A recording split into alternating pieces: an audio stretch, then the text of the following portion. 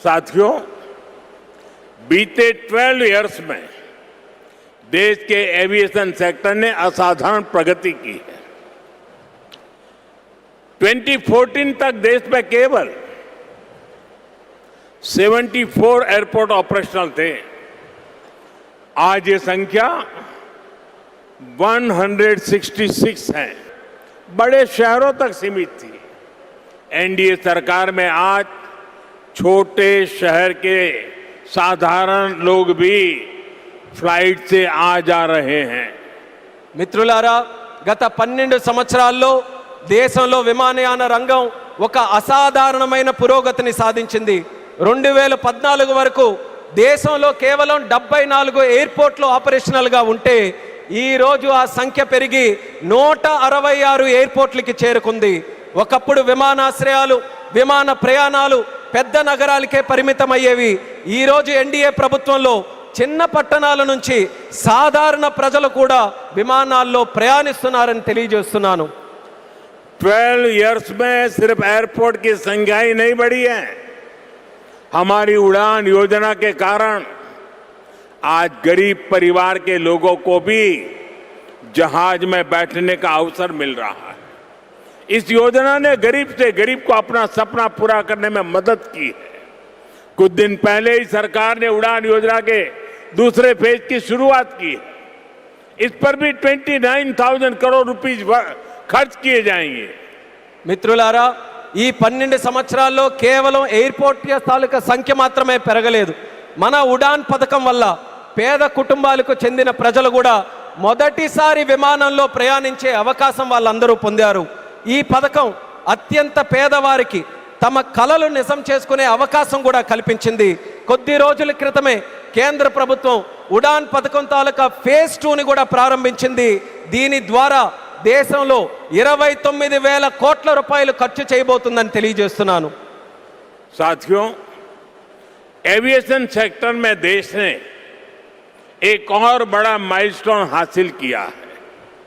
कुछ ही दिन पहले काशी में जिस स्पोक एयरपोर्ट मॉडल का शुभारंभ हुआ, आज वही मॉडल पंजाब के अमृतसर तक पहुंच गया है। इससे अमृतसर से 25 से ज्यादा इंटरनेशनल डेस्टिनेशन जुड़ जाएंगे। मैं इस उपलब्धि के लिए आंध्र की इस धरती से पंजाब के लोगों को भी बधाई देता हूं। साथियों, हमारे आंध्र प्रदेश के पास हमेशा से विकसित भारत का ग्रोथ इंजन बनने का सामर्थ्य रहा है। आंध्र प्रदेश के विकास के लिए हमारे प्रयास डबल इंजन की स्पीड से आगे बढ़े। इसके लिए मैंने आंध्र के लोगों से डबल इंजन सरकार का आशीर्वाद मांगा था और आज चंद्रबाबू नायडू जी के नेतृत्व में, पवन कल्याण जी के नेतृत्व में एनडीए की पूरी टीम आंध्र प्रदेश के लिए डबल स्पीड से काम कर रही है।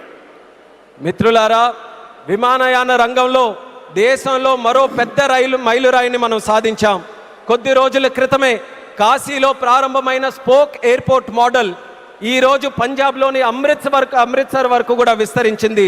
దీంతో అమృత్సర్లో 25కి పైగా అంతర్జాతీయ గమ్యాలకు నేరుగా కనెక్ట్ అవ్వడానికి అవకాశం కలిగింది. ఈ విజయానికి ఆంధ్రప్రదేశ్ నేల నుంచే పంజాబ్ ప్రజలకు కూడా నా హృదయపూర్వక అభినందనలు తెలియజేస్తున్నాను. అలాగే మిత్రులారా, వికసిత్ భారత్ నిర్మాణంలో ఆంధ్రప్రదేశ్ ఎప్పుడూ కూడా ఒక గ్రోత్ ఇంజిన్గా నిలిచే సామర్థ్యం కలిగి ఉంది. ఆంధ్రప్రదేశ్ అభివృద్ధి కోసం డబుల్ ఇంజిన్ వేగంతో మా ప్రయత్నం ముందుకు సాగాలని నేను ఆంధ్ర రాష్ట్ర ప్రజలకు డబుల్ ఇంజిన్ ప్రభుత్వం కోసం ఆశీర్వాదాన్ని నేను కోరాను. ఈరోజు చంద్రబాబు నాయుడు గారి నాయకత్వంలో, పవన్ కళ్యాణ్ గారి నాయకత్వంలో ఎన్డీఏ టీం మొత్తం ఆంధ్రప్రదేశ్ అభివృద్ధి కోసం డబుల్ వేగంతో పనిచేస్తుందని గర్వంగా తెలియజేస్తున్నాను. साथियों, आज देश ब्लू इकोनॉमी को लगातार मजबूत कर रहा है। हमारा विजन है कि पूरा क्षेत्र कोस्टल इकोनॉमिक कॉरिडोर के रूप में विकसित हो।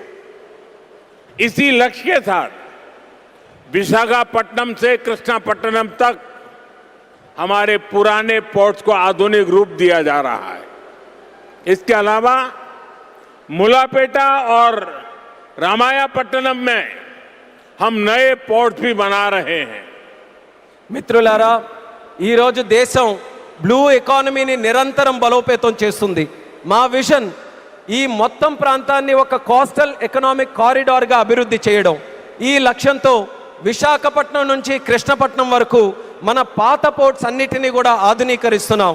అదే సమయంలో మూలపేట మరియు రామయ్యపట్నంలో కొత్త పోర్ట్స్ని కూడా మనం నిర్మించబోతున్నాం.